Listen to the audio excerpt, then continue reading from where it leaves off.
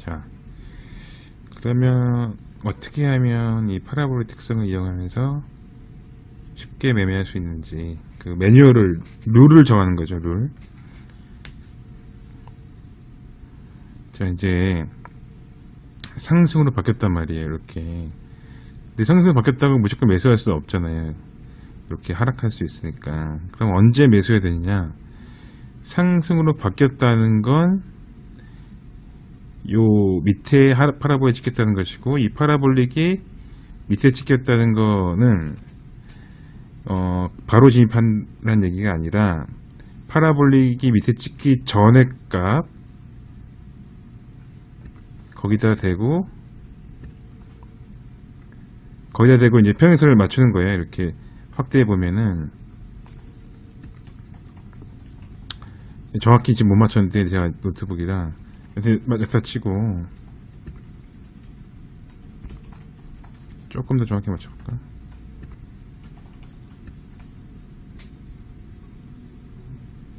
이게 자석 기능이 있어서 아주 불편해. 아이씨, 잘 안 된단 말이야.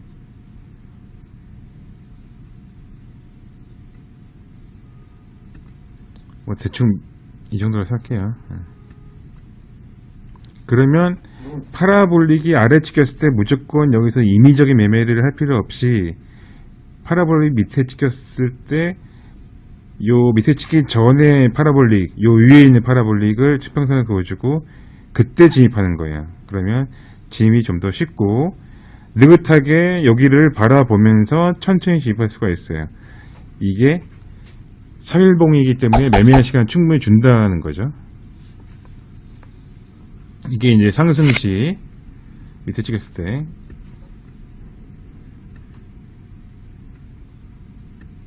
그럼 이제 밑에 찍혔어. 이제 밑에 찍혔다 위로 찍혔어. 이제 전환됐어. 그러면은 무조건 또 하락이 아니에요.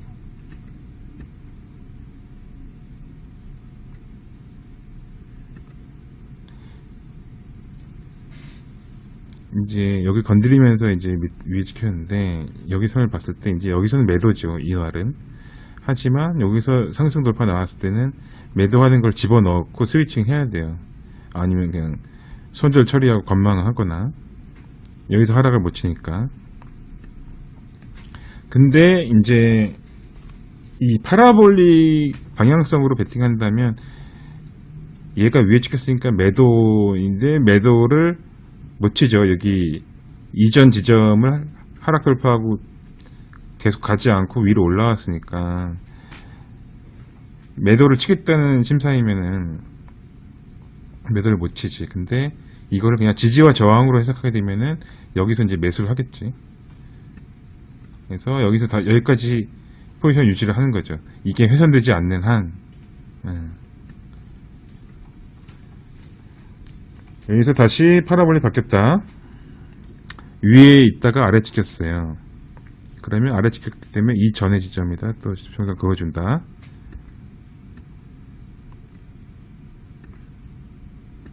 그러면은 여기서 바로 뭐 상승이다 하고 사는 거는 조금 골치 아픈 매매가 되고, 여기서 상승이다 했는데 팍 떨어진다. 이게 3일봉이니까 실제로 마진 거래 하면은 하락폭이 심하다는 얘기예요. 그러면 이제 관망하다가 여기서 돌파 매매 하는 거예요. 이전 지점을 돌파했을 때가 진정한 파라볼릭 아래에 있는 상승이 유효한 자리이기 때문에.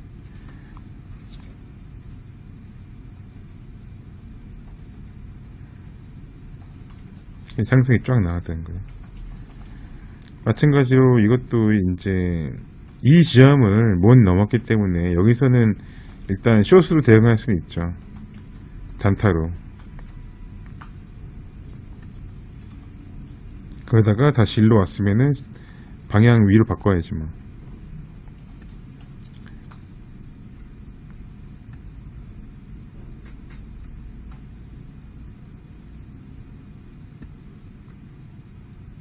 그래서 일단 이전 지점, 변환된 그 그 2점 지점을 평행선을 바꿔서 매매하는 게 좀 편하다.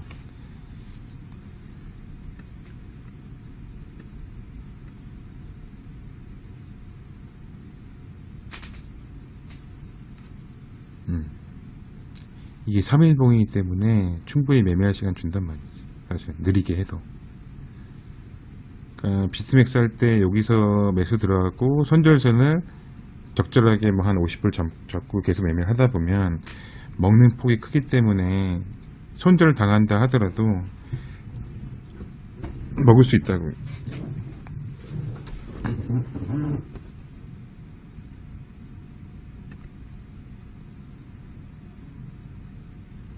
여기서 바뀌었고 위에 바뀌었고 이전 지점은 여기.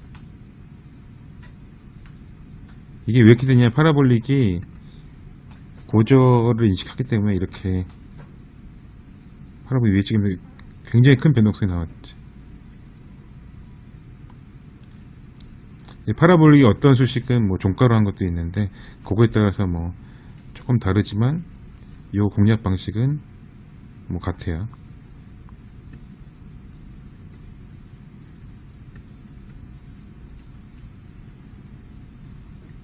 그래서 지지저항점이 파라볼을 찍다 보면은 이게 이렇게 모이다 보면은 지지저항이 의외로 잘 맞는다. 그래갖고 여기서는 뭐 지지니까 매수로 봐야겠지. 그리고 파라볼릭이 그 많이 모여있는 지점, 이렇게 근접해서 두 개 찍혀있는 지점은 신뢰도가 높기 때문에 매매하기 편하다.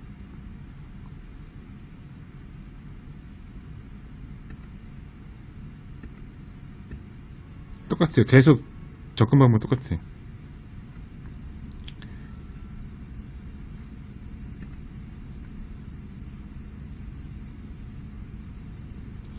바뀌었을 때 이전 지점에다 찍어 놓고 타점을 계속 찔러먹고 있는 거예요. 그리고 추세 먹고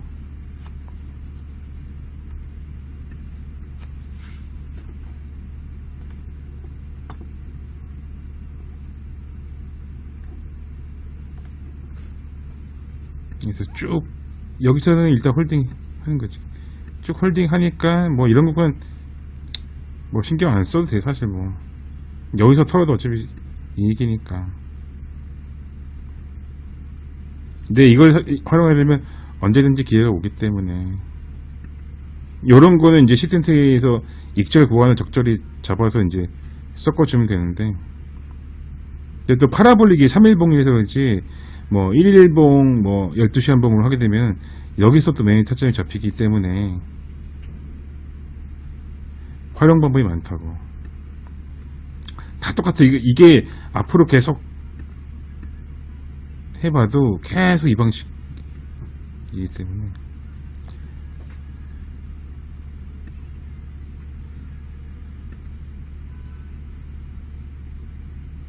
여기 이제 파라볼의 위치 바뀐 지점이니까 여기다가 그거 주고, 그치. 이렇게 되면은 굉장히 타점이 잘 나오기 때문에 추세가 또 한 번 더 나온 거지.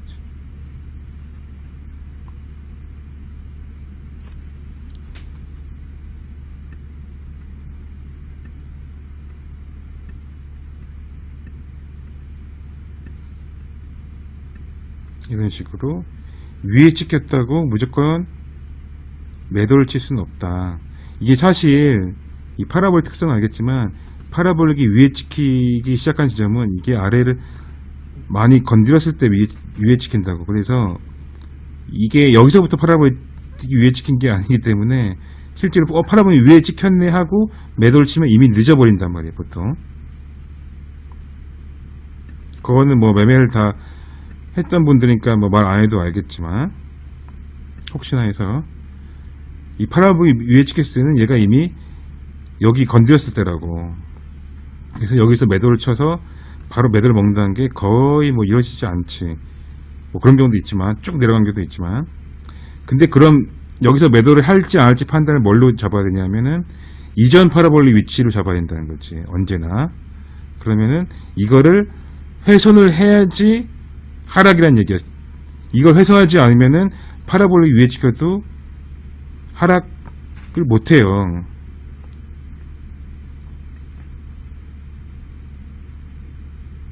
그래서 파라볼릭의 이전 지점을 평행선으로 긋는 이 방법이 파라볼릭의 이해를 하기 제일 쉽고, 파라볼릭으로 매매를 하기도 제일 쉽고, 원래 파라볼릭의 활용법에 해당한다 이 말이지. 교과서에 나오듯이 파라볼릭이 위에 찍힌다고 하락이 아니고 파라볼릭이 아래 찍힌다고 상승이 아니다. 그래서 파라볼릭 할 때 애들이 많이 혼동을 때리고 어떻게 참조해야 할지 모르고 이제 파라볼릭 활용을 제대로 못하고 있는 거니까 이런 거 알아두고 해야 된다. 원리를 알아야 된다. 원리. 다 똑같아. 계속 이 방식이야. 이 방식으로 내는 타점이 안 나올 수가 없다고. 자, 파라볼릭 점 위치가 바뀌었으니까 이 시세를 가운데에 놓고 이전 지점에 수익성 걸어놓고 여기서 매수 그냥 들어가는 거예요. 여기서 매수 들어가는 게 의외로 계속 이지를 하다 보면은 무섭지가 않다고. 그래서 남들이 생각하는데 고점인데 왜 들어가요 하는데 들어간다. 게 바로 이런 거. 이거는 오히려 볼린저 밴드란 것보다 더 쉬워 이게 자리가. 볼린저 밴드는 의외로 그 편입전차 값을 멀티 값을 얼마 하냐에 따라서 그 굉장히 뭐 고민된다고. 근데 파라볼릭은 기본 수치로 쓰는 거라서 딱히 고민할 게 없어요. 나는 이제 파라볼릭을 거의 기본 수치 먼저 적용해서 보니까 어떤 거든지 파라볼릭 기본 수치로 하는 거라 또 똑같아. 또 그냥 계속 이지만 하는 거야. 이지만 여기가 말이야. 아유.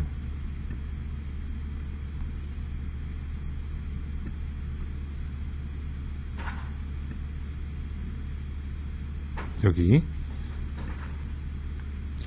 위에 찍혔잖아요. 근데 지금 정말 돌파를 했어. 그리고 여기 위를 못 올라왔지. 이때 왔다 갔다 했겠지. 근데 이럴 때는 휩쓸고 나올 수 있어. 이게 3일봉이니까 1일봉으로 봤을 때 휩쓸고 나올 수 있는데 뭐 1일봉으로 바꿔보지 뭐.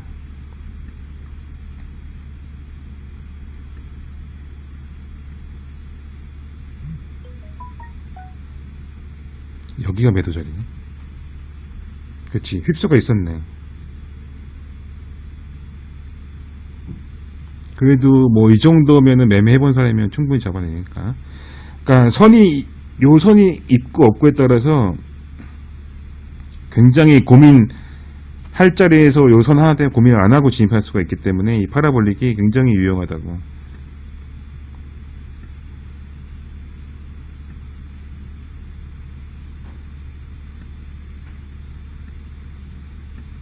지금 이 평행선들이 분명히 3일봉에서 그런 거야. 근데 1일봉으로 바꿔도 굉장히 견주한 채널이 되지. 이렇게 이런 특징이 있다는 거야. 파라볼릭은 애매하기 쉬운 선이 돼. 봐봐. 꼬리까지 일치한다 그랬잖아. 그리고 이게 이런 증상을 많이 봤을 건데 유니파라볼릭 타입 2로 바꿨을 때 꼬리까지 일치한 경우를 굉장히 많이 봤다고. 우리는 그런 게 지표나 수식에 대한 이론이 있어야 돼. 이게 왜 만들어졌는지, 어떤 활용을 위해서 만들어졌는지 알아야지 자기만의 수식이 나온다. 이게 굉장히 중요하다. 그 지표에 대한 히스토리를 모르면 활용을 못해요. 외부 수식은 거의 다 그래. 그걸 모르면은 막 이 지표 하나 갖고 이렇게 하기도 하고 저렇게 하기도 하는데 아니다라는 거.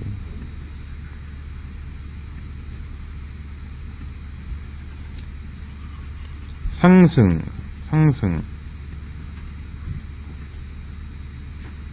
1일봉 같은 경우는 3일봉보다 더 빨리 나오겠지 뭐.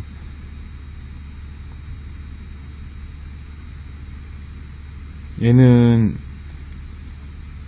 밑에서 파라볼이 찍혔고 그 이전 파라볼 위치를 돌파하고 훼손이 거의 없었기 때문에 홀딩.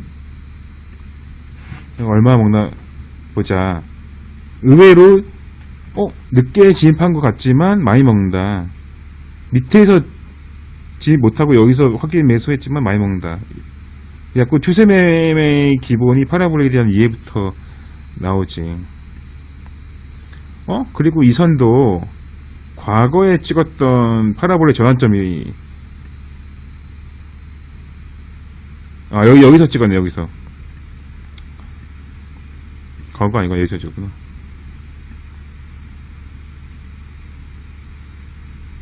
상일봉에서 찍었다.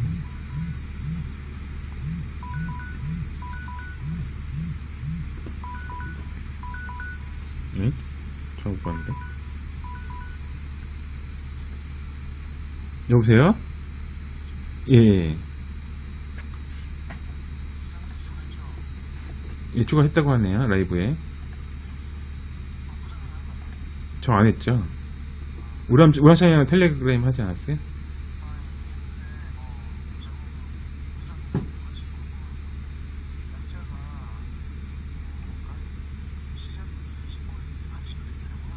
그거 이제 잘못한 건데 어차피 예. 예. 그쵸. 근데 어차피 신호 안 나올 거 알기 때문에 그렇게 뭐 했는데 원래는 바로 해야 되는데 바꿔 놓으셔도 돼요. 예. 예.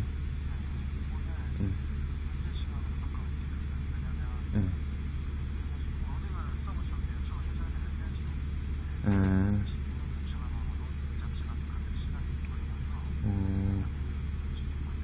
아하.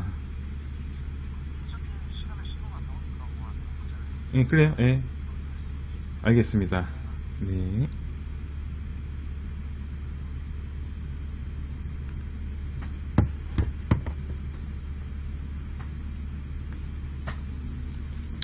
자, 그러면 파볼은 굉장히 방법이 쉽기 때문에 누구나 연습하면 다 할 수 있을 것이다.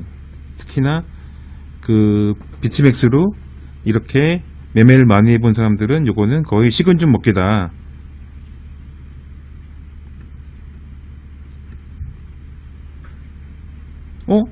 근데 이게 이전에 파라볼릭인데 현재에도 굉장히 잘 맞고 있다. 그러면 우리는 이제 비트맥스 이게 현재 차트니까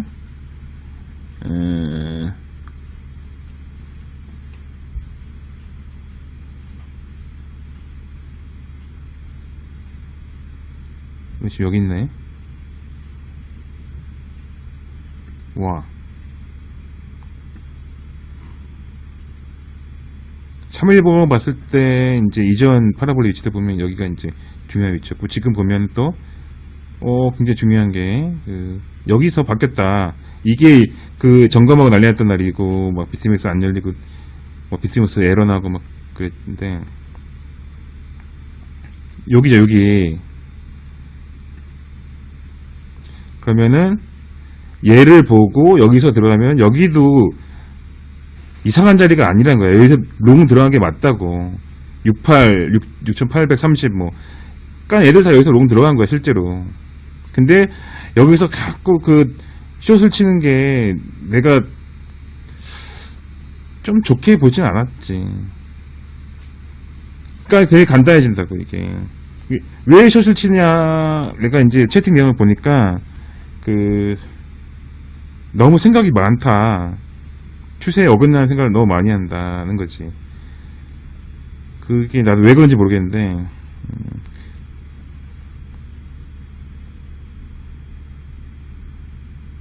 롱자리라니까,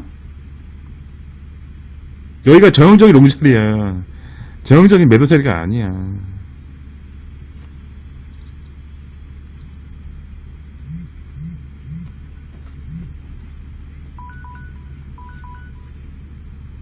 예.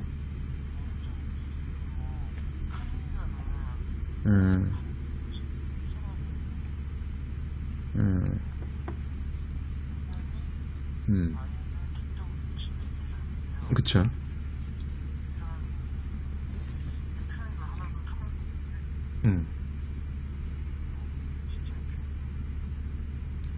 등록 당시 했던 게 진짜지.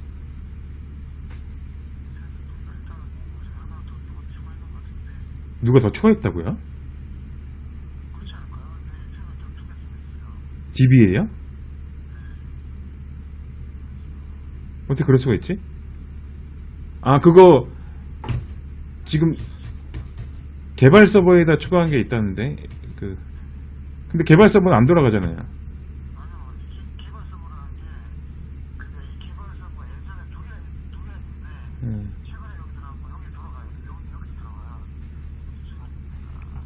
아이고.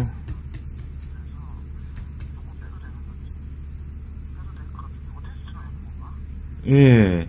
아, 라이브에 된다고 하니까 개발 서버에 맞겠지. 그거 말고도.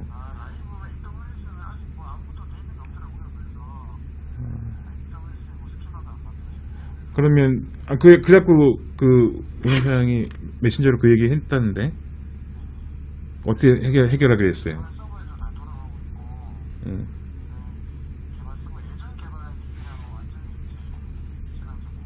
그러니까, 그게, 커뮤니케이션이 라이브로 했다고 하니까 다 그렇게 알고 있지.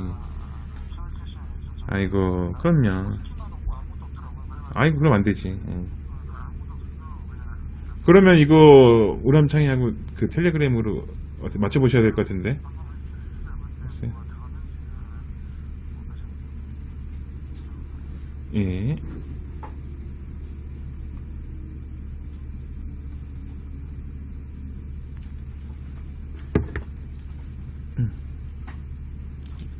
아, 서버 관리한 게 여러 개 있었고. 여튼 그렇다. 여기까지 이해가 잘 간다. 이해가 안 간다. 이해가 안 가면 2번. 이해가 안 가는구만.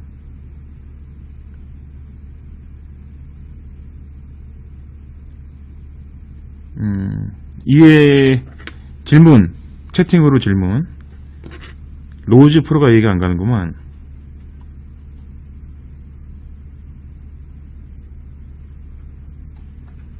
7057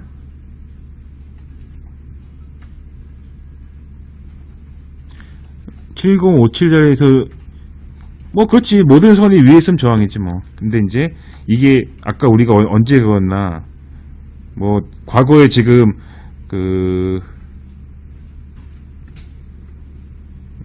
여기서 여기 이때 선이네. 노벰버 14일, 노벰버가 11월 14일짜리네 지금이. 굉장히 중요한 자리네. 11월부터 대세상승 중요한 파동, 제일 힘센 파동이 나왔잖아. 우리가 그거 다 알고 있지. 과거 기억을 우린 다 알고 있단 말이야. 그러면 이렇게 파라볼릭을 하다 보니까는 과거 자리까지 현재, 와, 정확하네. 내가 분명히 요걸 보고 선 그은 게 아니란 말이지. 근데 맞네.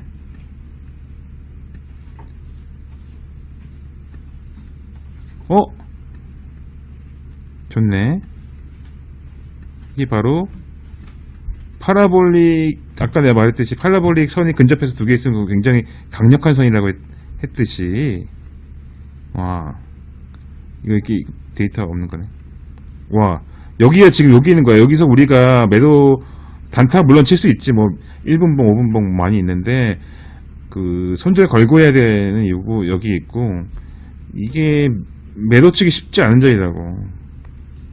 뭐 노원인가 로금인가 롱 쳤다는데, 그거 추세 추종 전략일 가능성이 높지. 얘들은 이게 여기서 여기까지 참아. 7200 정도, 지금 7200 정도는 좀 한번 고민해 봐야 된다고요. 왜 그러냐,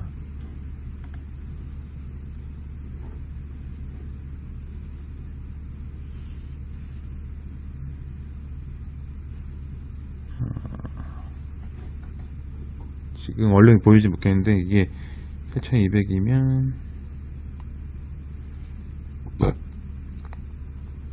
여길 이겨야 된다고 지금. 7200인데 7200 위로 가면 그것도 파동이 세겠네. 그리고 지금 상태가 윗꼬리도 거의 없어. 되게 강한 거라고.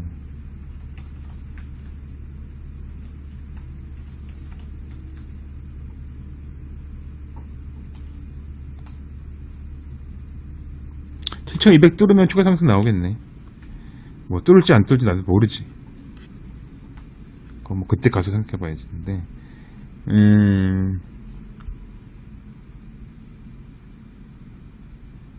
여기서 지금 뭐 처음 보여주는 화면일 수 있는데 전략 화면이 따로 있다고 이제 내가 개발하면서 보는 건데, 여기서 보면 이게 가격 채널인데 거의 직선으로 가고 있다고. 그러면은 이놈의 기준을 매매하게 되면은 이 채널을 하락 돌파하지 않으면은 매수나 매수 유지가 된다고.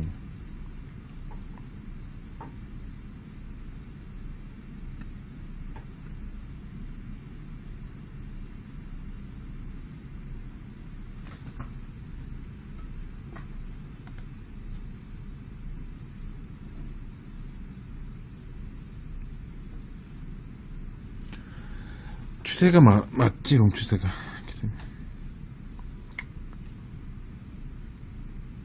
7200이 이 자리인데,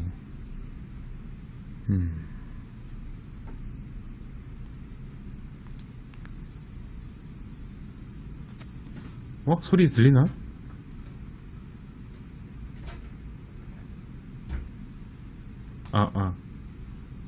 소리가 안 나와.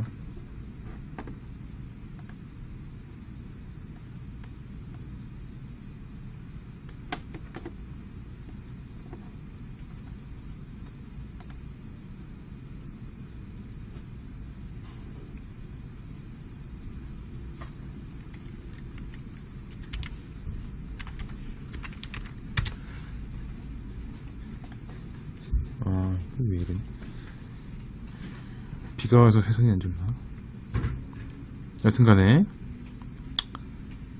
지금 직선을 거의 가고 있어서 거의 이 선을 해소하지 않고 있기 때문에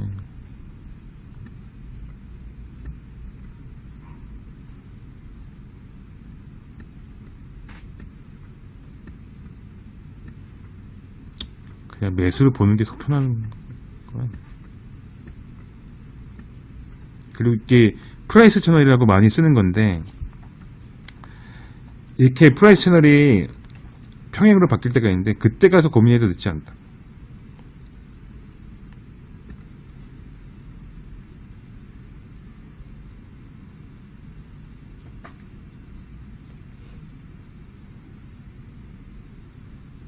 그리고 이 파라볼릭을 공부하게 되면은 그 후행 개념, 후행이 굉장히 쓸모있게 쓰이는 걸 알 수 있고,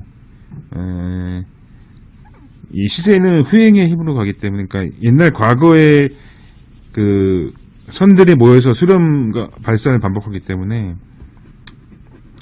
그게 중요하다고. 사실은 후행성을 이용을 해야 된다고, 이게 매매에서는. 그러니까 어떤 사람들이 후행성이니까 소용 없다고 얘기하는데 사실 그건 아니고, 후행성을 이용할 수밖에 없잖아, 매매에는. 근데 파라볼릭을 가지고 계속 매매하다 보면 그 느낌을 알 수가 있다고. 후행을 이용한다는 개념, 수렴. 그러니까 수렴이라는 개념도 과거 차트에서 나온 거라고. 수렴과 발산. 과거 차트가 있으니까 수렴하는 거 알 수 있지, 당연히. 그럼 발산이고, 발산을 했기 때문에 다시 수렴할 거라는 걸 기대하는 거지. 그럼 그건 과거 후행성을 이용한 거라고. 그러니까 어떤 사람들이 네가 하는 거 후행성이니까 다 소용없어 하는 얘기가 공부를 안 해서 그렇다고. 파라볼릭 공부하는 게 원래 매매에서 굉장히 좀 중요해.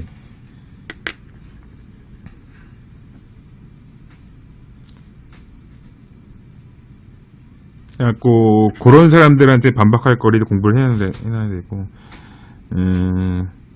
그리고 또 많이 듣는 얘기야. 야, 그렇게 할 거면 너 혼자 하지, 왜 회비를 왜 받냐? 왜 사람들 모집해서 펀드를 돌리냐? 그 얘기는 그럼 펀드 매니저분들 왜 일을 해? 월급 왜 받고? 수수료 매받고. 금융은 수수료 베이스로 다 돌아가기 때문에 보험도 그렇잖아. 그리고 자기가 대응 전략이 있거나 없거나 자기가 혼자 하거나 말거나 뭐 어떤 수수료를 받는다는 행위 자체는 플러스 알파잖아. 자기 전략 플러스 알파를 버는 거라고. 돈을 더 버는 행위이기 때문에 그거 가지고 너 왜 해? 라고 딸릴 수가 없는 개념이라고. 약간 그런 것들 말이 안 되는 초보들 얘기하는 거 다 할 말이 있다고.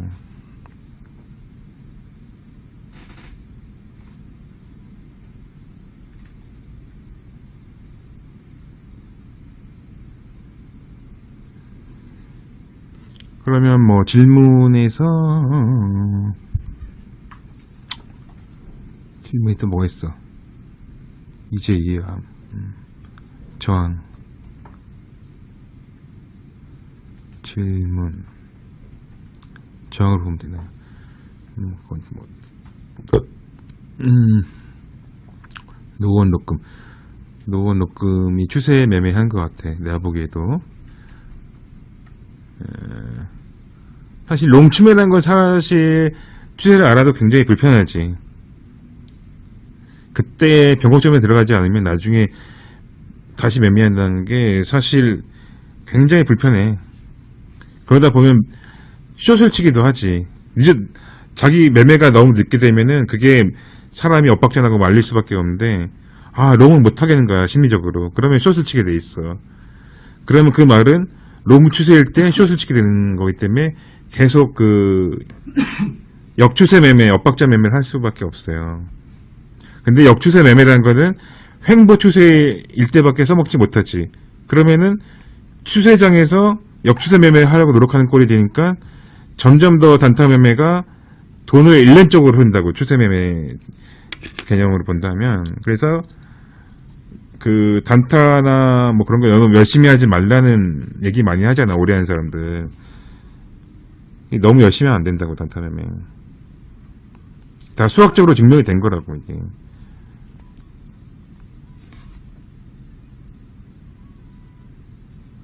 모든 게 원리가 그대로 다 맞아떨어질 수밖에 없어. 왜 그 선대 트레이더들이 그런 말을 했는지, 단지 그게 뭐 트레이딩 격언이 아니라 그렇게 될 수밖에 없는 수학적 원리가 다 있는 건데,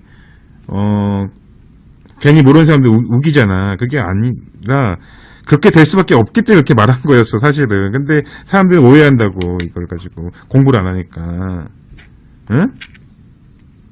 이해가 간다. 1번.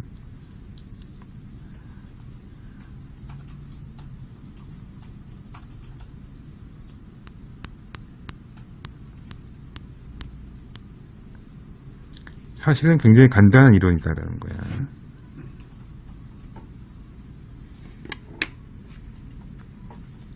그러고 이제 파라볼릭 응용은 너무 쉬우니까 넘어가고, 추세 매매를 할 때 어떻게 하겠냐?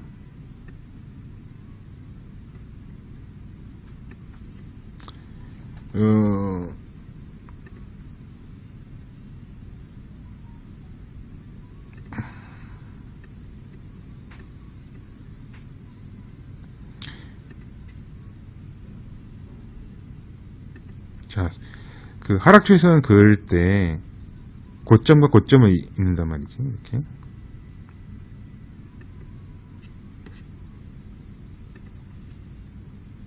이런 식으로 긋기도 하고, 이건 뭐 개인 취향에 따라서 뭐 다르고, 그 타임 프레임을 얼마나 길게 잡느냐에 따라 다른데, 추세선 그을 때 좀 공통점은 너무 짧은 타임 프레임에 막 5분봉 같은데 추세선 긋지만 그거는 추세선이 아니라 거의 이평선에 가까워져. 계속 긋다 보면 선이 너무 많아지고, 그럼 그거는 이평선보다 못한 선이 된다는 거야. 뭐 1분봉이나 추세선 긋지 말고 1분봉에 추세선 긋는 거는 다시 15분봉으로 보면은 그 추세선 모아서 보면은 이평선 비스무리해진다고 점점. 그러니까 타임 프레임을 길게 잡고 추세선을 그어야지 견조한 추세선이 나온다는 거야. 이건 뭐 기본이니까 많이들 알지.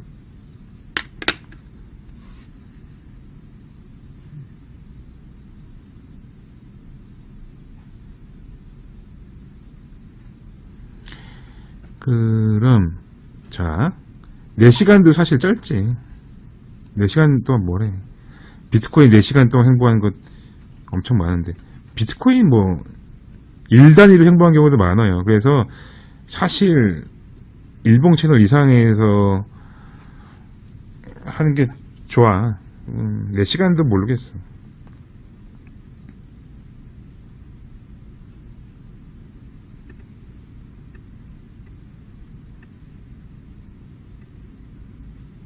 자, 확대해서 이제 이 추이선이 잘 그어졌기 때문에 종가까지 다 일치하고 있어요. 그러면은 여기서는 돌파를 했다가 종가 기준으로 안착을 못했다. 일단 이날은 그냥 뭐 재미없는 매매일 수밖에 없지. 여기서는 그냥 시작하자마자 내려 꽂은 거니까 이건 하락 돌파. 그 하락 돌파가 나오고 멈춰선 다음에 여기서 이제 상승이 나왔지. 그러면 돌파한 지점, 그 지점 그 하락 추이선의 평행선을 그어주는 거야. 이렇게 그 코인의 가격, 그러니까 시세하고 이 하락 추이선, 이 추이선하고 교차 크로스한 지점을 찾아서 그 지점에 이제 하락 추이선 기준으로 평행선을 그어준다. 그럼 이렇게 나오겠지. 요 크로스 십자선 요 부분. 그러면 이 말은 뭐냐? 하락 추이선을 돌파했으니까 당연히 상승이잖아.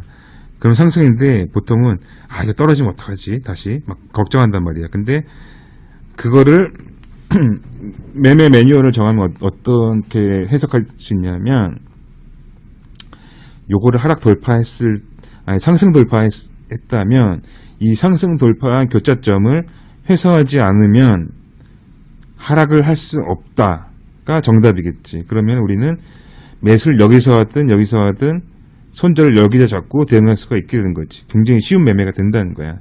추이선을 가지고. 근데 우리는 추이선 가지고도 고민을 너무 많이 한단 말이야. 사실은 그거는 맞지 않는 전략이다.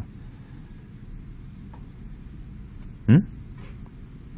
그리고 이거는 굉장히 당연한 이야기다. 추이선 공부할 때. 근데 공부를 하다 마니까 추이선 긋고도 계속 고민을 한다.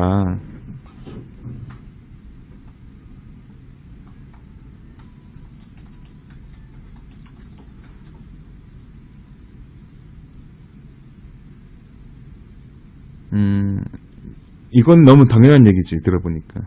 이해가 가면 1번.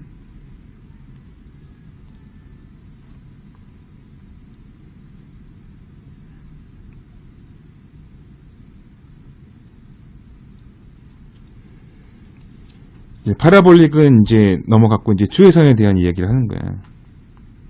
이것도 간단하게 매뉴얼을 정할 수 있다. 그럼 우리는 2가지 무기를 얻은 거라고.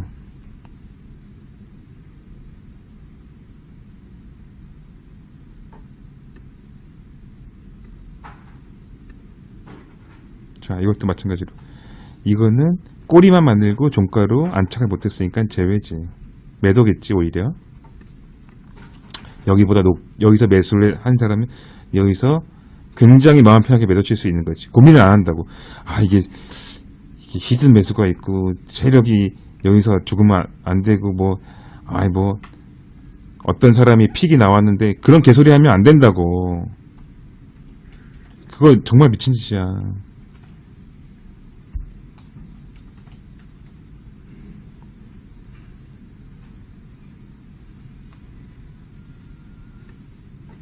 그리고 되게 없어 보여, 사람이. 오케이? 자, 똑같대. 여기랑 대응 방법이 똑같을 수밖에 없지.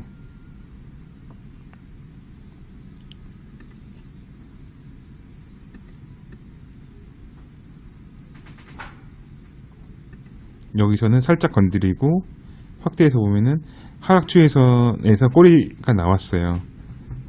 그러니까 조금 느낌이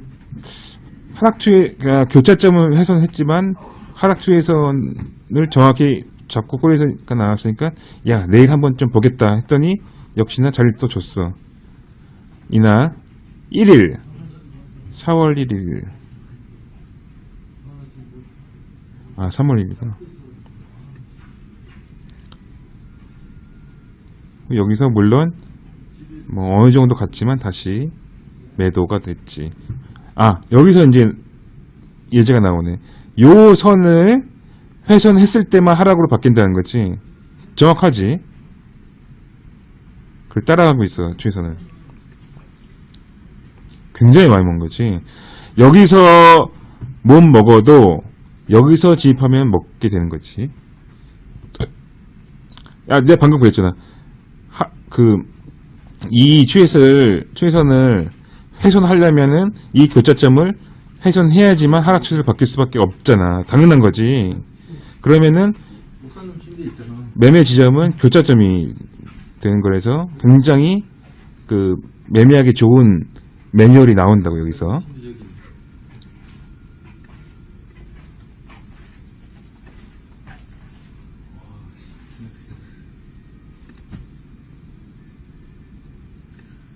그러면 이제 이런 식으로 이건 지금 하락 추세에 대해서만 우리가 대응을 했는데 하락 추세만 그어도 이 교차점을 이용하게 되면은 하락까지도 같이 매매할 수가 있고 되고 여기서 좀 더 열심히 하게 되면은 상승 추세선을 그어서 대응할 수도 있겠지 우리가. 오, 이제 막 저번에 다 저걸로 했나 보네? 다 자동으로 했나 보네?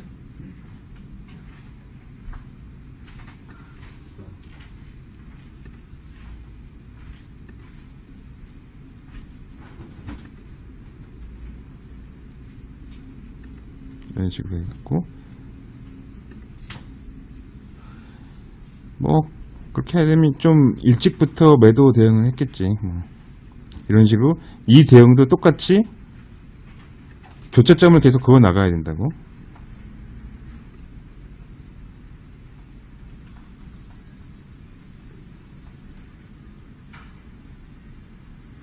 이런 데서 휩쓸 좀 있고 그래도 뭐 추세선을 어떻게 작동하냐에 따라서 이제 교점이 좀 다르겠지만 자기만의 무기를 갖게 되는 거니까.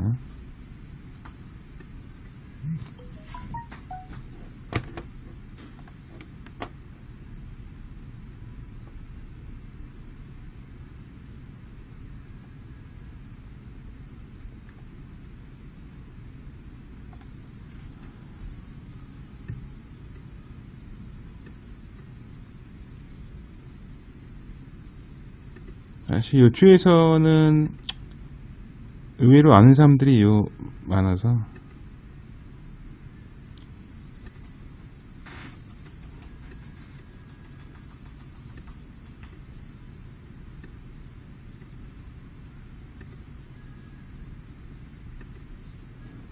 이런 식으로 그거 좋아하는데 사실 추에서는 좀 타점이 안 나오는 구간도 꽤 있다고. 좀 애매한 구간, 너무 짧게 끝나는 구간도 섞여 있지.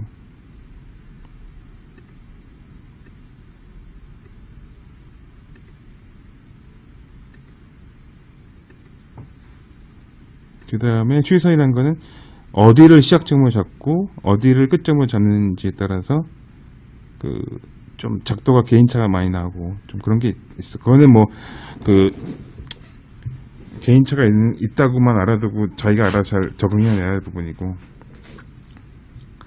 사실은 뭐 자꾸 내가 아까 처음 말했듯이 추세선 그을 때는 좀 길게 보고 그는 게 좋다. 너무 짧게 그으면은 굉장히 어지럽게 나오기 때문에.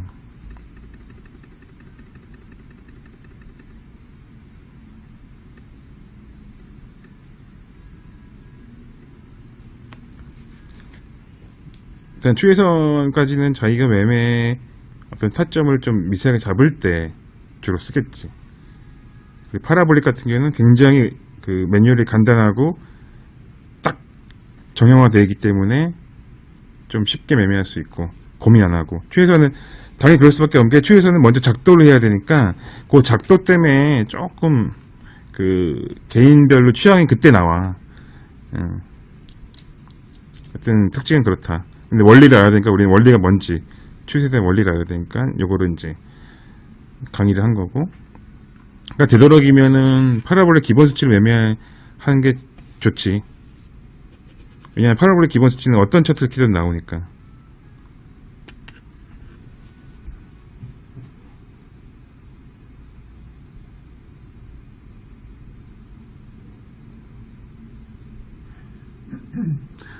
그리고 선을 훼손한다는 개념은 종가로 훼손을 했냐에 따라서 틀려지지. 그러니까 타임프레임을 잡는 게 중요한데 주요 일봉 위주로 보는 게 좋고, 시간봉 같은 경우도 굉장히 뭐 그 페이크 패턴이 많기 때문에 일봉으로 보는 거 꽤 좋다. 일봉 채널은 사실 굉장히 견조한 채널이 나오기 때문에 비트맥스 같은 경우는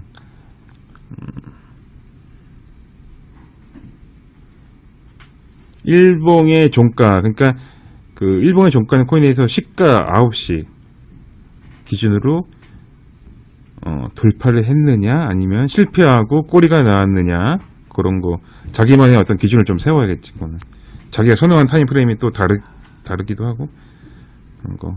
하지만 이제 내가 추천하는 거는 일봉 아니면 이제 12시간 봉, 하루를 반으로 잘라서 12시간 봉도 좀 채널이 좀 매매하기 편하게 나오기 때문에, 아니면 6시간 봉 정도에서 보는 게 좋다. 파라볼릭 매매할 때.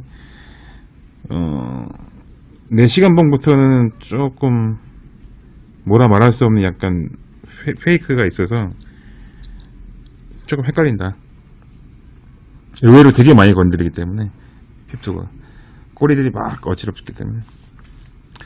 주로 이제 나는 이제 작도나 파라볼릭 봤을 때 제일 눈에 편하게 바로 들어오는 거는 일봉, 12시간 봉, 10시간 봉이었다. 눈에 바로 안 들어오면 안 되잖아. 눈에 바로 들어오는 건 좋은 거잖아. 그리고 4시간 봉을 많이 보기 때문에 굳이 우리까지 볼 필요는 없지. 그래서 지금 요 쉽게 익힐 수 있는 요 매매 방법 2가지, 요거는 그 굉장히 쉽고, 요걸로 해서 다른 어떤 상황들, 왜 단타를 치면은 안 되고 계속 악순환의 반복이 될 수 있는지에 대해서도 설명이 된다, 수학적으로.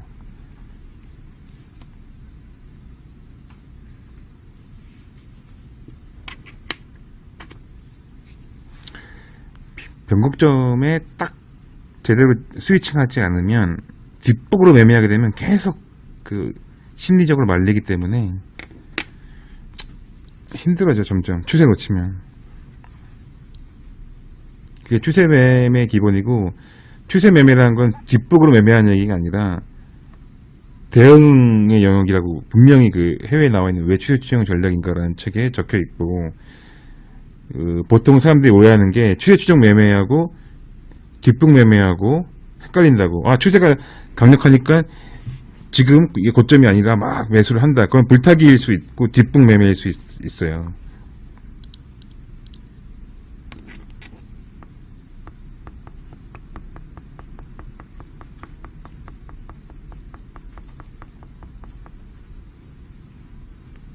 그래서 이런 추세 매매 익힐 때 내가 뒷북 매매를 하고 있는지 추세 추정 매매를 하고 있는지, 정확히 말하면 추세 적응 매매, 추세 적응 전략인 거지.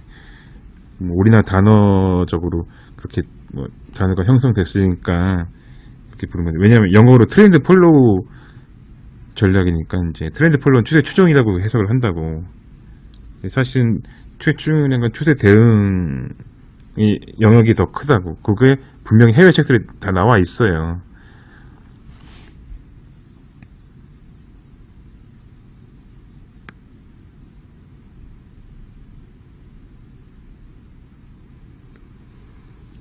선을 훼손한다는 개념은 타임프레임을 얼마로 설정해서 꼬리냐 종가의 형성이 됐느냐에 따라서 이제 판단을 해야 된다. 그래갖고 이제 뭐 타임프레임 보다 보면 그거는 연습이 될 거야. 그런 부분, 그러니까 막 꼬리나 쉽선한 부분은 자기가 적응해야 될 부분이고. 근데 의외로 지금 이런 장에서 계속 하다 보면은 그렇게 그건 어려운 건 아니라고.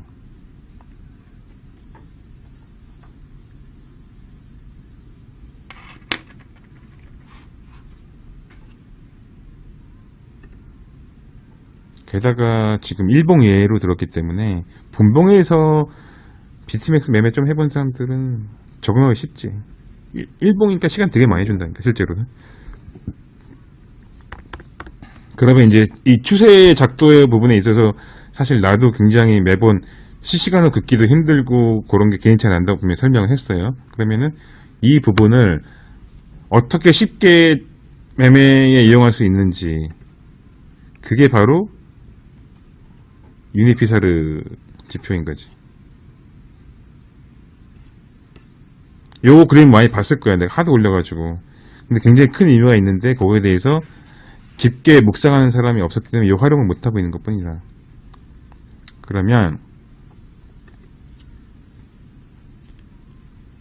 그 유니피사르 같은 경우는 그 실시간으로 추세선을 그어준다고 했잖아. 그러면은 기본적인 추세 작도법과 좀 다른데 이렇게 채널이 이렇게 나와요. 하락 추세가. 그러면 돌파 지점이 6,500이었다. 그럼 여기가 훼손되지 않으면 매수 유지. 여기 이렇게 보면 꼬리 나왔지만 뭐 그렇게 이상한 지점 아니고 여기 이제 보조선들의 분명히 지지가 있었기 때문에, 게다가 뭐 유니피사르 이제 분봉으로 봤을 때 3시간 한번 볼까? 분봉에서는 유니피사르를 어떻게 되냐, 2로 타입 1을 2로 바꿔. 내가 여러 번 말했잖아. 뭐 유료회원들은 알겠지만, 그러면 이 과거에 돌파했던 지점 6,500 여기라고. 이때 그 비트맥스 점검할 때 돌파 나왔어 사실은. 근데 여기서 매수 들어갔어야 된다고. 6,500 25일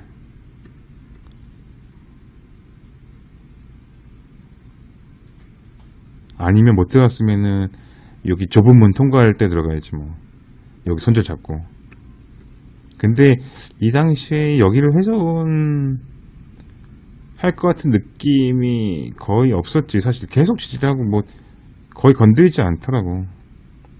오히려 돌파를 하더라고. 이렇게 이 매수야 이게 전형적인. 근데 늦게서 유니피사르 보고 매수로 들어갔으면 굉장히 천천히 대응해도 다 추세가 나온다고. 근데 이 추세를 안 잡고 대응을 안 하니까 여기서 매도 칠지 여기서 매도 칠지 계속 고민하게 되고, 물론 나도 매도 칠 수 있는데 매도 치고도 손절해야 되잖아. 이게 굉장히 불편한 매매가 된다고. 매매 자체가 불편해진다고. 이게 여기서 추세 변곡점에서 안 들어간 그 죄로 계속 벌을 받는 거야 사람이. 그리고 이렇게 하다 보면은 아까 말했듯이 상승 추세에서 역추세 매매를 하게 된다고. 오히려 그러면은 반대 매매를 하게 된다고. 이게 역추세 매매는 횡보할 때만 유용하다니까. 역추세 매매는 횡보 추세 때 위아래 위아래 하다가 위가 뚫리면 바로 추세 매매를 바꿔야 되기 때문에, 이미 여기서 역추세 매매를 다시 시도하려고 하게 되면은 조금 고통을 받는다.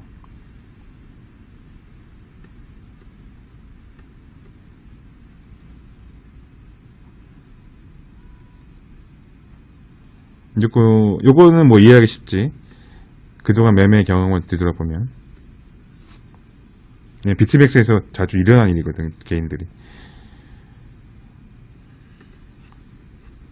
그러니까 역추세 매매 너무 열심히 하지 말라고 그러잖아요. 그러니까 매매 너무 열심히 하지 말라고 하는 이유가 여기 있어요.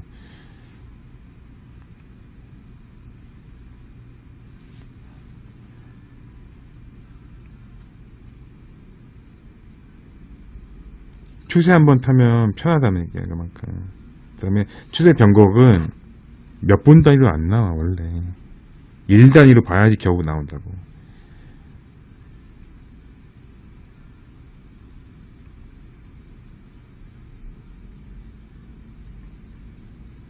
그리고 시드가 뭐 박스권에서 2배 늘릴 수 있지. 근데 사실은 그 2배를 추세에서 홀딩했으면 2배가 다시 3배 되면 뭐 6배 되겠지. 그럼 우리는 3배 먹는 걸 원하지 2배 먹는 걸 원하지 않겠지. 그러니까 그 추세라는 거는 내비두는 거야 원래가.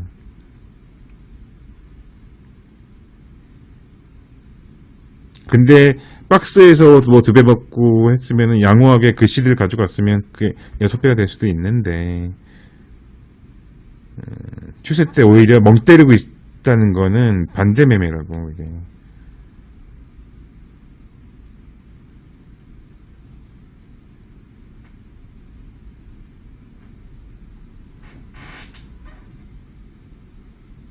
근데 그런 일이 왜 많이 나오냐면 그 역추세 매매를 할 때 그 여러 번 먹잖아. 왔다 갔다 왔다 갔다.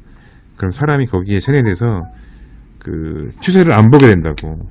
그래서 추세를 대부분 놓쳐.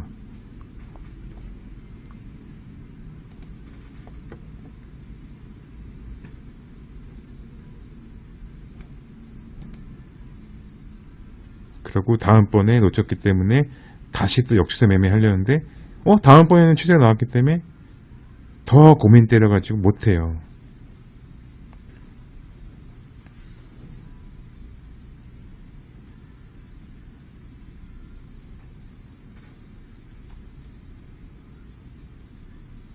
다 이유가 있는 거라고. 그게 교과서에 있는 내용이 원리를 알게 되면은 다 이해가 된다.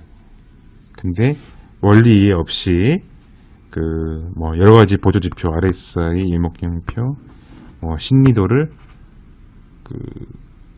그 지표의 히스토리를 모르는 상태에서 계속 받아들이잖아. 그러면 그게 그 어떤 매매가 나올지 나도 모른다고. 그거는 어떤 그 무한 루프에 빠질 수가 있어요. 매매 자체가.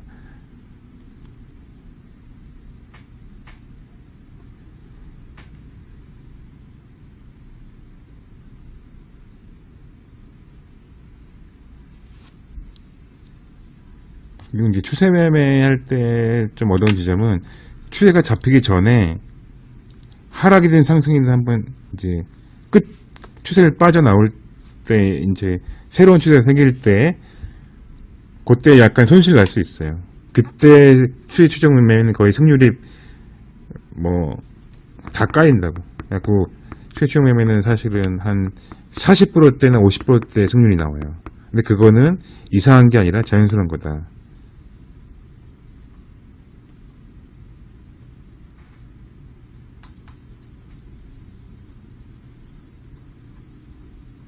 그리고 이제 옛날에 시스템 트레이딩 하는 뭐 그 유명한 분이 있는데 이런 얘기를 했어요. 너가 사업을 하는데 다른 사업은 사업 비용이 다 들고 당연하게 생각하는데 왜 이 시스템 트레이딩이나 트레이딩 할 때는 그 추세 진입 비용을 아깝게 생각하고 손실이라 생각한 다음에 그걸 놓친 다음에 추세를 못 먹느냐, 그런 이제 질문을 한 게 있어. 근데 그게 사람들이 아무 대꾸를 못했지. 진입 비용이 분명히 존재해요.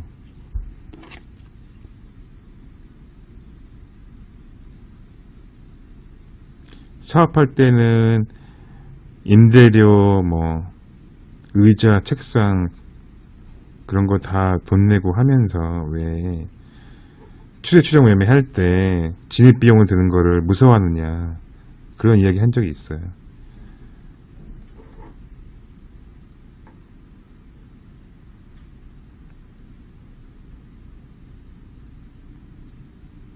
그리고 포지션 구축 비용이 그 큰 펀드나 큰 헤지 펀드에서 운용 규모가 몇 조 되는 애들은 굉장히 크게 나와. 그래서 그때 이제 알고리즘 매매가 필요하다고, 주문 최적화가. 근데 주문 최적화 그쪽은 굉장히 좀 장비나 그런 게 로직이 좀 까다롭다고. 근데 우리는 그렇게 할 필요까지 없지.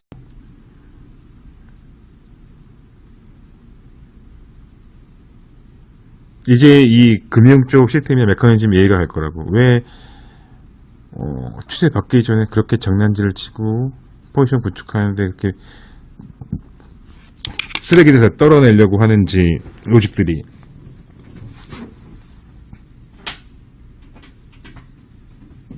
이게 서로 그때 추세 나오기 전에는 봇들끼리도 계속 일을 열심히 하기 때문에 개인들이 그거 오해해서 반대로 매매한 경우가 많기 때문에. 그런데 원리를 알아야 된다고.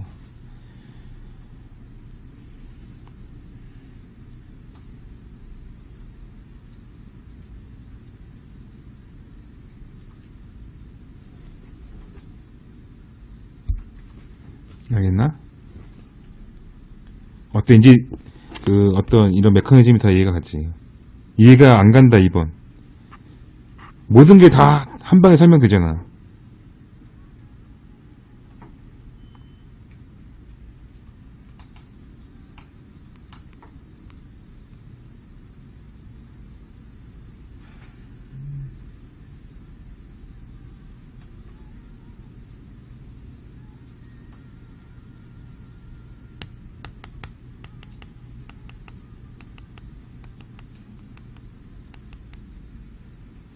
(20% 같은 경우 사실은 뭐 마진 거래는 자기 코인을 담보로 걸기 때문에 코인 계속 흔들려요. 그 원래 어쩔 수 없는데 그거를 미리 포지션 진입할 때 예측을 할 수는 없고 대응의 영이기 때문에 미리 포지션을 줄일 수는 없지. 근데 이제 그게 추세가 나온 다음에 왜냐 이전에 미리 시작한 사람들은 또 어떤 일정 이상 벌고 포지션 진입하고 벌고 포지션 진입하기 때문에 누적으로는 우상향할 수밖에 없고 그거는 100% 못 막고. 그러니까 그 추리축 매매는 크게 먹고 진입 비용 내고 크게 먹고 진입 비용 내고 뭐 그런 식으로 해서 계속 계단파로 갈 수 있게 만드는 거지. 모든 진입 비용을 줄일 수는 없어요. 게다가 마진 거래에서 원금의 5배를 친다는 건 사실 5% 개파락해도 마이너스 2% 나기 때문에. 근데 이번에 조금 더 손실이 날 수밖에 없었던 거는 비트맥스 점검했을 때 트레이드 뷰 차트가 중간에 데이터가 없었어요. 그래갖고 매수가 5번 신호가 이제 옛날에 이미 수정을 했는데 5번 신호가 매수가 안 나와야 될 게 나왔어요. 나오고 이 트레이딩 뷰가 점검을 끝내고 데이터 보정하니까 매수 신호가 없어진 거야. 그리고 밑에서 다시 매도가 나온 거지. 그래갖고 그게 굉장히 크게 위아래 매수 매도가 반복됐기 때문에 좀 컸고,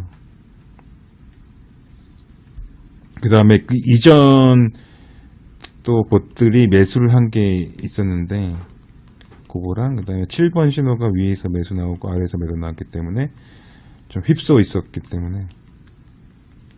근데 그런 경우도 있고 그렇게 진입비용이 드는 경우도 있고 진입비용이 거의 안 들고 얌전히 가는 경우도 있고 다 섞여 있어서 합쳐서 오랫동안 돌리면은 이제 우상향하게 된 시스템이 나오고, 그리고 11개 전략으로 나눠놨기 때문에 이제 보통 이렇게 전략이 한 곳을 쏠린 경우는 나도 이제 처음인데, 그게 쏠렸다는 얘기는 변곡점이 바로 앞에 왔다는 거지.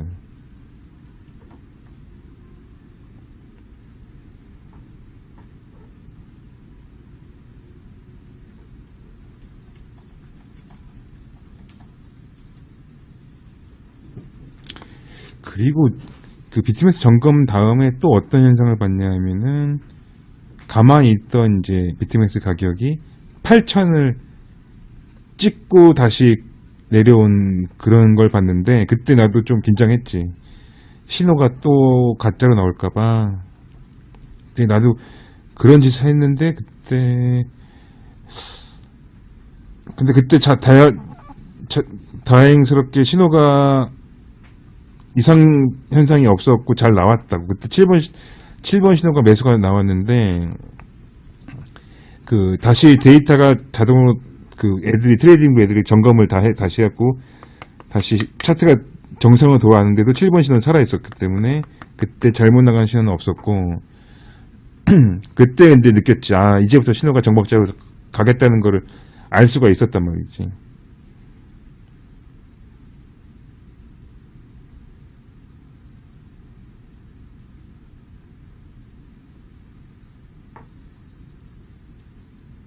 그래서 이제 원리를 알게 되면은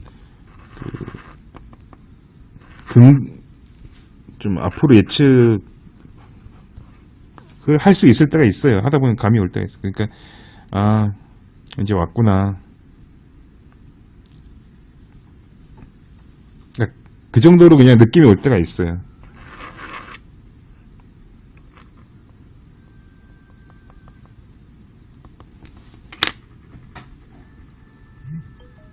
그러니까 예측을 한다기보다 파동 자체가 느껴질 때가 있다.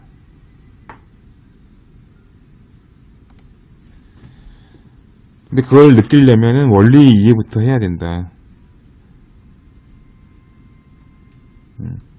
그러니까 아까도 말했지만 원리 이해를 하면은 매매가 좀 간단해진다는 거야. 원리 이해. 어떤 유명한 트레이더가 수식을 만들었고 지표를 만들었는데 이놈이 그 지표 자체가 중요한 게 아니라 왜 이런 거를 하려고 했을까가 중요하다고. 그런 원리가 당연히 튀어나오기 때문에 파라볼릭 같은 건 응용이 가능하고, 그 다음에 추세선 같은 것도 응용이 가능하고, 그러면은 그걸 알게 되면은 이 추세선을 가지고 이런 벡터 분석이 되는 것이고, 추세선은 매번 그럴 수는 없으니까.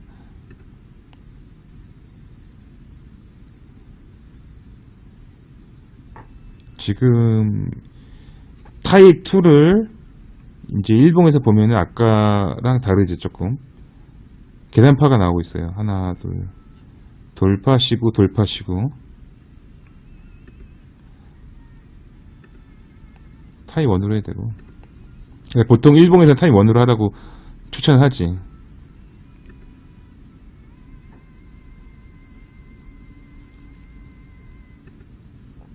그러니까 유니파라볼릭은 추세선을 긋지 않고 벡터로 표현을 하려고 만든 지표다. 사실은 파라볼릭은 아니지. 이름은 그냥 그렇게 지은 거라는데, 그건 약간 마케팅적인 측면에서 그렇게 한 거고, 일부러. 그러면 아까 말했던 방식 똑같아. 교차점 거기를 그어줘라. 여기 훼손하지 않으면은 절대 하락할 수가 없다. 이거라고. 유니피사르로 직선 추세선 만들어주고, 거기 교차점에서 종가로 분명히 회복을 했으니까 추세선 그어주고, 요걸 보고 매수하고, 여기 아니면 손절한다. 그랬더니 굉장히 쉽게 매매할 수 있었다 라는 거지. 그러니까 유니피사르는 이런 의미가 있는데, 내가 그래서 그림을 많이 올렸는데, 그 원리나 어떤 거기에 대해서 깊게 생각하는 사람이 없어요. 이거에 대한 원리를 알았으면 그냥 그게 끝이야, 매매가.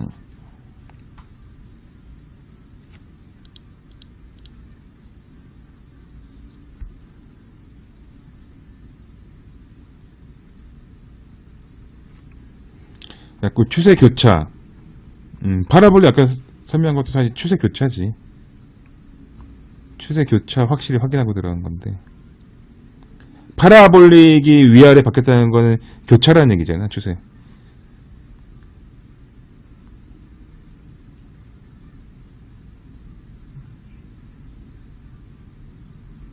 그러니까는 지금 그 설명한 것들이 사실은 추세 교차에 대해서, 변곡점 잡는 방법에 대해서 가장 쉬운 매뉴얼을 얘기한 거고, 그렇게 될 수밖에 없는 원리를 그냥 말을 해준 거예요. 이게.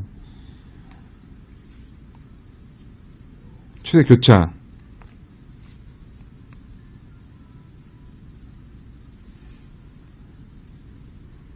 아까 내가 채팅을 많이 얘기했지만, 로직이 한계라고. 사업이든 인생이든 매매든 로직이 한계일 수밖에 없다는 거. 저점과 고점 파악하는 능력을 키워야 된다고. 그게 100% 맞지 않더라도 반만 맞을 수도 있지.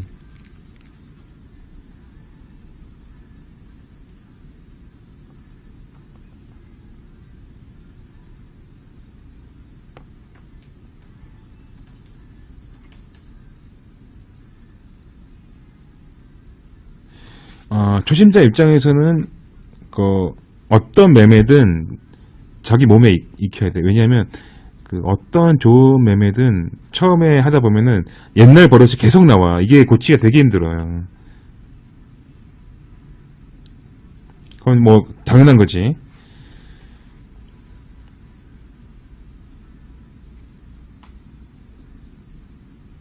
그리고 매매가 그 어떤 다른 일 때문에 영향받기도 하고 다른 사람의 말 때문에 영향받기도 하고 그러니까. 근데 매뉴얼이 확실하게 서 있을수록 다른 사람 영향 받으면 안 되겠지.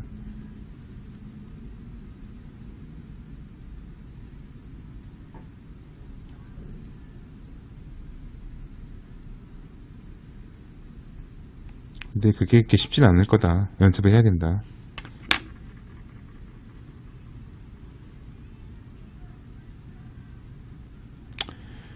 손절 647호 근처로 잡아야지 뭐. 너무 타이트하게 잡을 수 없잖아. 왜냐면 힙소가 있으니까. 힙소가 얼만큼 나올지도 알지 못하니까. 그래서 유니 파라볼릭 같은 경우는 보조선이 나와요. 이렇게 보조선 위에서는 상승으로 본다고.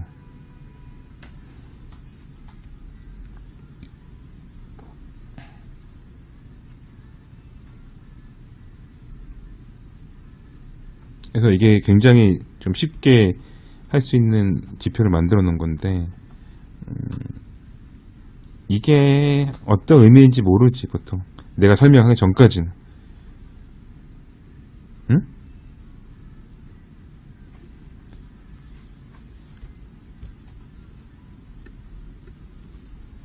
그리고 이렇게 안 해도 돼. 얘는 사실은 더 쉽게 할 수 있는데, 이전 지점이지. 파라볼릭처럼 이전 지점 점에다가 놓고 그거 된다고. 사실은 여기가 시가가 된다고. 시가에서 그냥 시장가 매수할 수밖에 없었기 때문에. 그러니까는 이 유닛 파라볼릭 내가 이렇게 얘를 아까 그 추에서 매매에 비교하기 위해서 이렇게 한 건데, 사실은 이놈이 필요가 없어. 여기가 매매선이야 사실은.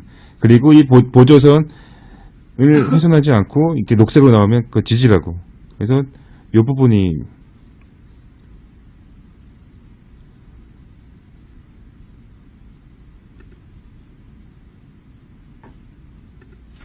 그러니까 이 유닛 피사이드 자체가 다른 짓 안 하고 그 추에선 긋지 않고 하라고 만들어 놓은 거라고 원래가. 그리고 이게 벡터 분석이라고. 오케이? 이해가지? 에?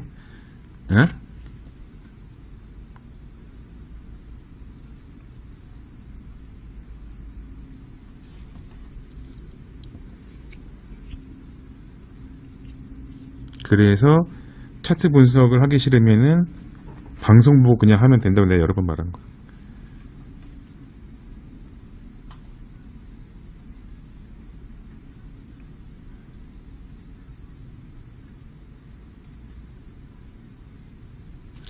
근데 내가 채팅을 여러 번 보니까 이제 일단은 무슨 말인지 모르는 것 같아.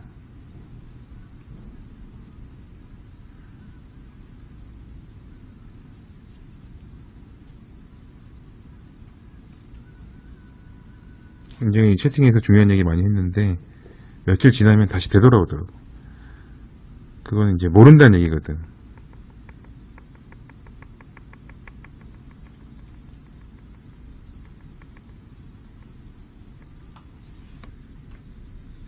귀에 피가 나게 들어도 쉽게 안 고쳐진다. 내가 그랬잖아. 쉽게 안 된다 그랬잖아. 사람 쉽게 그 매매 스타일 바꾼 거 되게 힘들어. 원래가. 이렇게 해도 나중에 며칠 지나면 또 돌아올 거야. 분명해.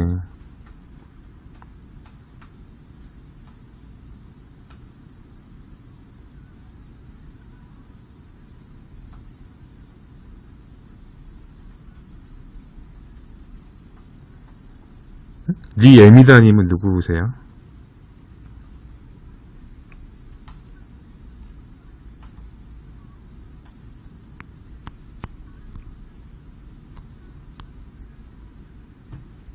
아, 보탁. 아, 니에미 보탁. 님이구나. 지금. 그 다음에, TTLGUDD님 누구예요?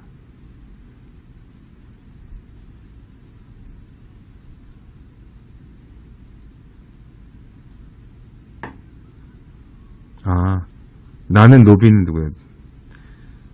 나는 노비?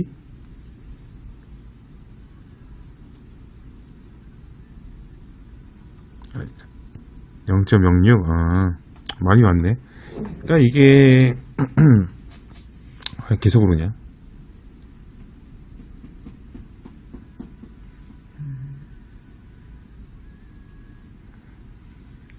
그 다음에 이거 이렇게 추세가 정해졌는데 또 사람들이 실수하는 게 특히 비맥 경우 비맥은 뒷북 매매 아까 내가 조심하라고 했잖아요. 추세 매매랑 뒷북 매매랑 혼동하기 쉬운데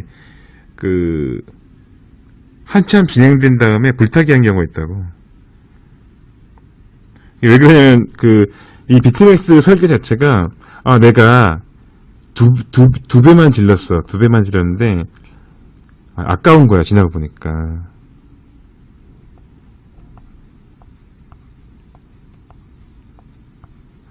그러면 이제 나중에 더 지른다고 이게 불타기 해버리니까 원래 수입이 날 게 수입이 안 나. 그런 경우가 많더라고.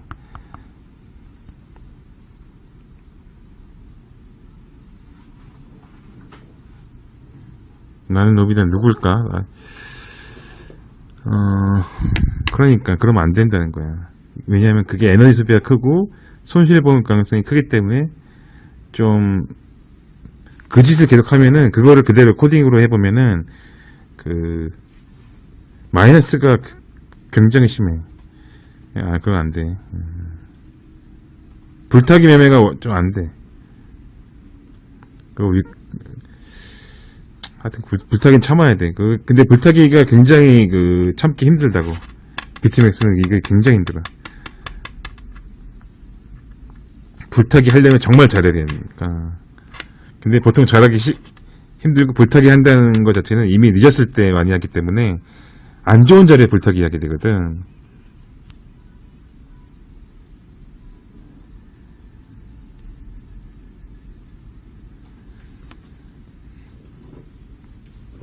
그래서 그러면 정리해보면은 추세가 많이 진행된 다음에 역추세 매매하는 것도 안 좋은 짓이고, 이제 추세가 딱 정해졌는데 역추세 매매하는 거 굉장히 위험해. 손실이 바로 나니까. 그 다음에 추세가 한참 진행된 다음에 이제 뒤에 막 불타기를 할 때 그것도 위험하고. 근데 불타기 할 때 배수를 높이는데 막 25배 지르면은 이건 답이 없어. 딱 자리 잘 잡고도 손실을 볼 가능성이 높기 때문에, 그래서 그런 것도 비트맥스 할 때 조심해야 된다.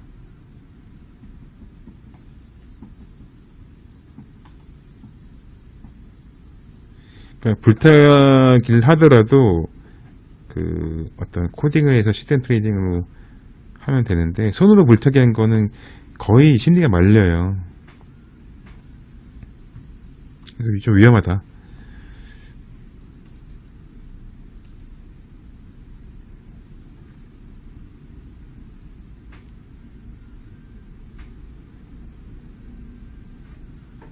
여기까지 모든 게 다 이해가 갔다. 이해가 안 가는 사람만 2번.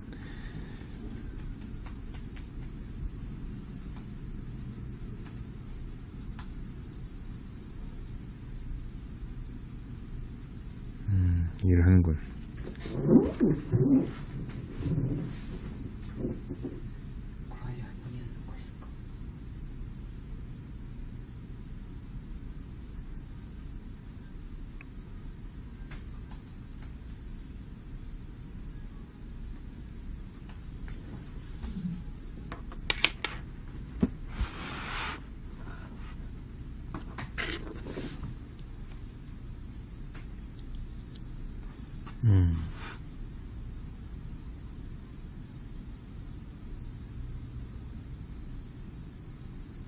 그렇지. 11개 전략 분산되어 있기 때문에 1.4 하진 않기 때문에.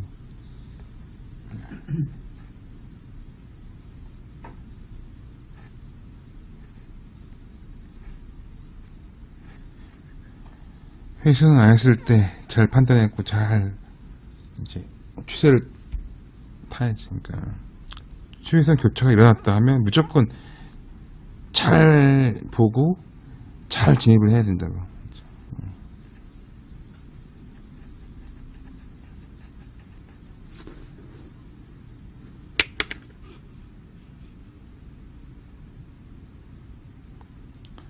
(6517)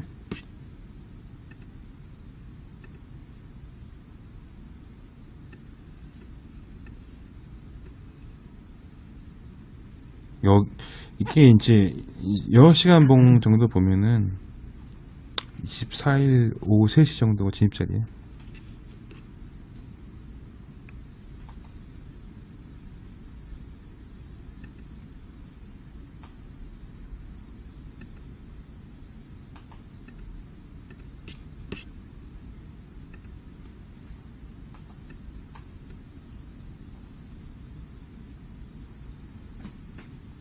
이렇게 보니까 일봉 채널로 그 유니피사르 점이 굉장히 견조하다는 걸 알 수가 있지. 내가 무조건 일봉 먼저 이제 기준 삼고 하라는 이유가 여기에 있다고.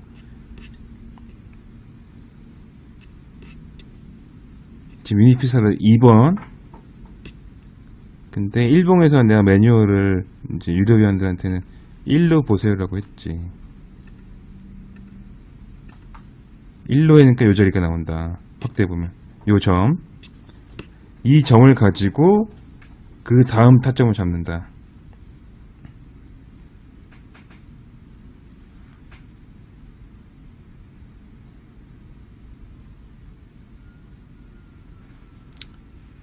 이건 파라볼리카와 똑같지. 그러니까는 또 강조하지만 추세선을 그을 필요 없고 그어주고, 사실 추세선이 이럴 때는 긋기가 되게 불편하다고.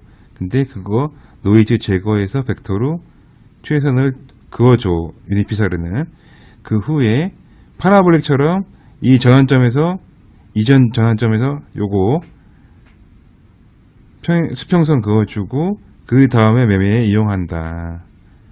그러니까는 이게 굉장히 생각을 많이 해서 만든 건데, 벡터 분석으로 추세선 그어주고 파라볼릭처럼 편하게 매뉴얼을 정해줘서 매매할 수 있도록 도와주는 건데, 그래서 이제 다른 거 다 필요 없다고 한 거야.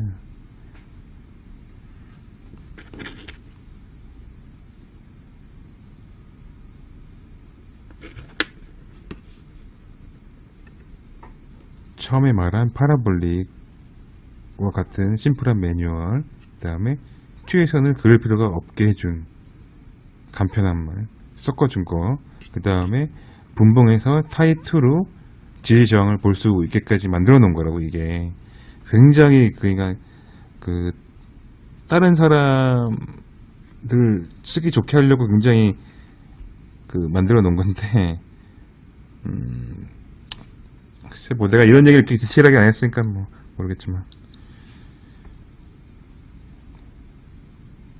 채팅에서 내가 근데 이런 얘기 많이 했다고. 다 필요 없고 이거 잘 보면 된다고.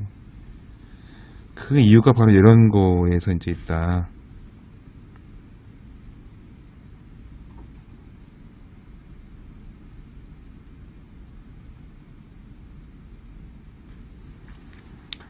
비트맥스 점검이 이때 22일, 그 다음에 23일, 24일인데 24일 아침 9시에 매수 타점이 나온 거야. 그리고 그 24일 가격이 6,500 근처였다는 거. 24일 시가는 얼마냐?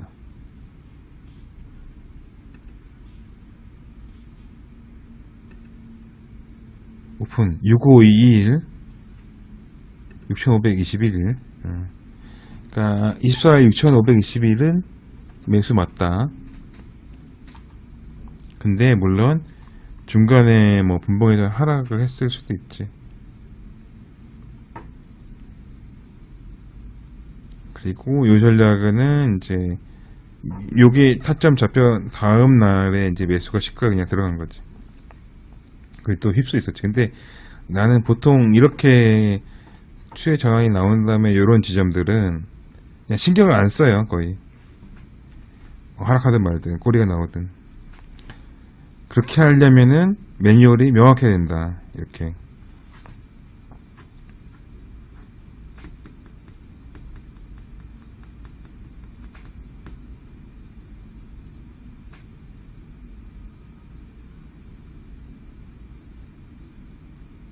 이렇게 해야 이게 무슨 말인지 아는데, 물론 이 지표를 보고 그런 의도를 바로 알기는 힘들지.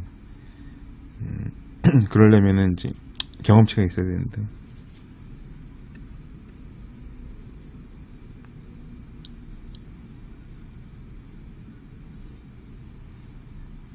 양매수 얘기 많이 했을 때는 사실은 요 빨간 구간, 여기 점검 전에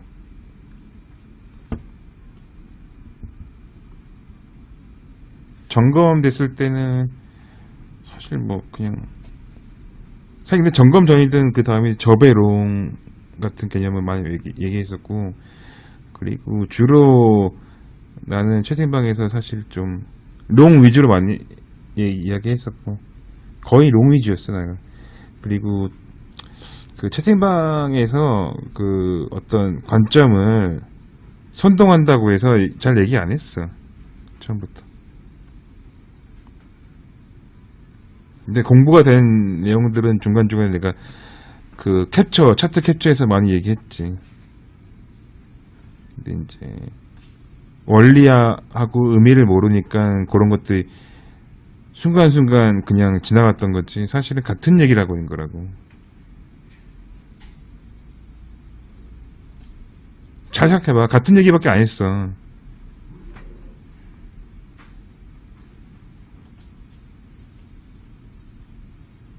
응? 관점이 하나밖에 없었다니까.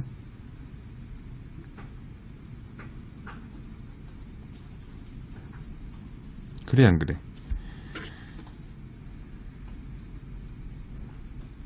스티밋에 썼던 내용들 하면서 잘 생각을 해보라고.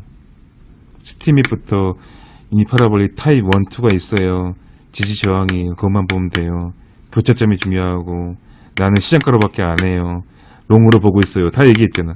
굳이 하면, 근데 양매수 얘기했던 거는 굳이 타점 지나가는데 고민하고 있으니까 내가 뭐라고 말해줘.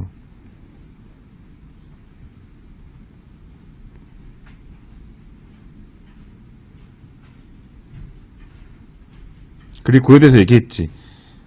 조용님이 타점 지나간 다음에 어떻게 해요? 라고 늘 물으니까 내가 그거 대답하기 되게 곤란하다고. 그럼 거기다 대고 양매수 하라고 하지, 내가 뭐라 그래. 아, 진짜 안 지쳐? 응? 이름이 살이 안. 나 그 채팅에 분명히 얘기한 거 기억날 텐데. 내가 뭐라고 얘기해줘. 다 지나가는데 뒷북매매 할 수도 없고. 양매수 하면 되죠. 그래, 안 그래? 너무 혼낸다.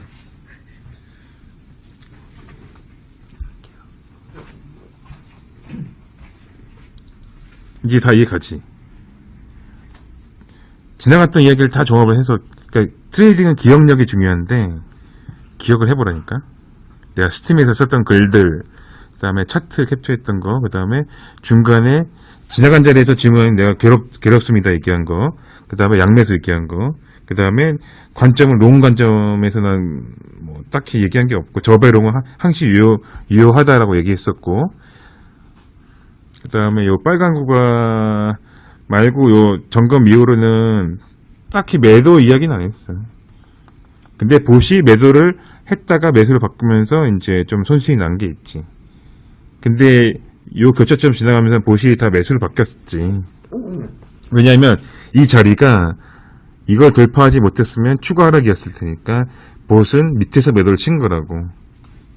그래서 진입 비용은 어쩔 수 없는 부분이 있어요.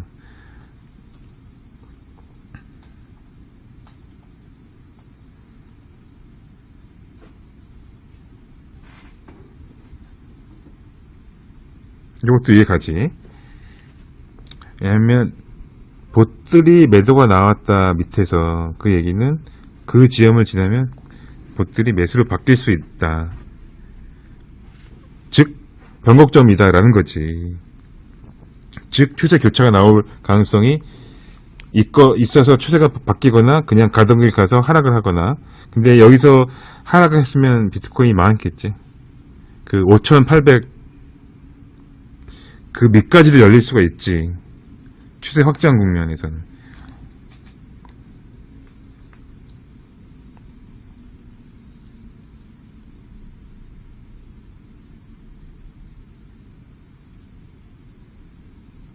그래서 모든 추세 추종에서는 그 좀 진입 비용이나 변곡점에서 양쪽으로 다 시도를 할 수밖에 없고, 그런 전략이 좋은 전략이다. 한쪽만 시도한 전략은 그거는 뭐 말이 안 되는 거죠, 그렇지.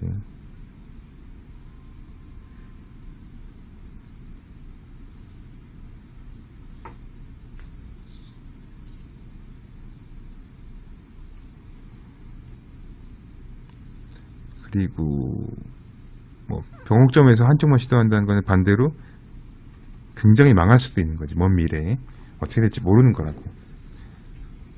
그래서 그렇게 보면 진입 비용은 굉장히 자연스러운 거라는 거를 그냥 알 수가 있게 되는 거지. 계속 공부하다 보면 이제 모든 게 다, 그러니까 원리를 알게 되면 이런 과정이 다 하나씩 다 정리가 된다고.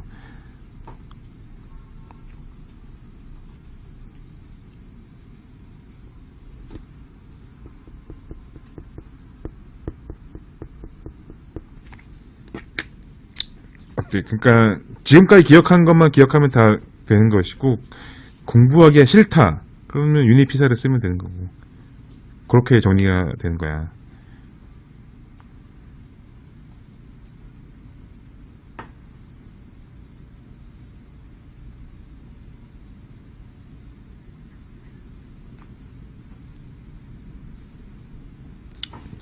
이제 끝이야, 끝. 이제 요거 여기까지 이해 안 가는 사람은 없지 않을까. 왜냐면 그동안 이야기했던 것들이 이제 이해가 갈 테니까, 하나씩.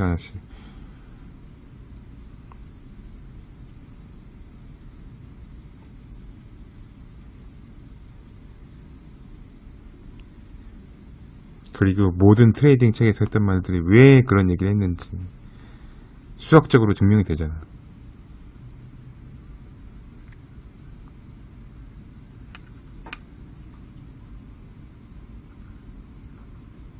역추세명의 단점과 사람이 왜 말릴 수밖에 없는지, 그런 거. 추세 변곡점이 그만큼 중요하다가 추세 교차점, 그런 거.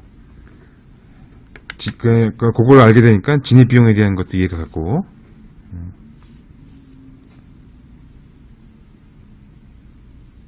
한 방에 이해가 가지. 그래서 원리 이해가 제일 중요하다. 오케이? 너무 쉽지 뭐.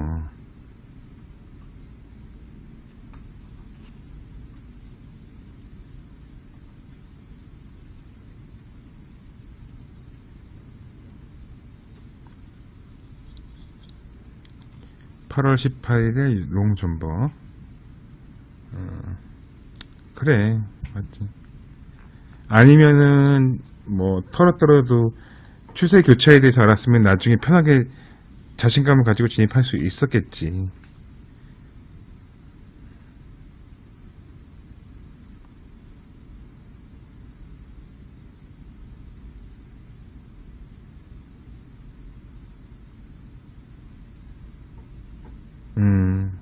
그래, 맞아. 잘 알아놔야 된다. 안 그럼 다음에 또 당한다. 또 당한다기보다 어떻게 해야 될지를 모르게 된다고, 사람이.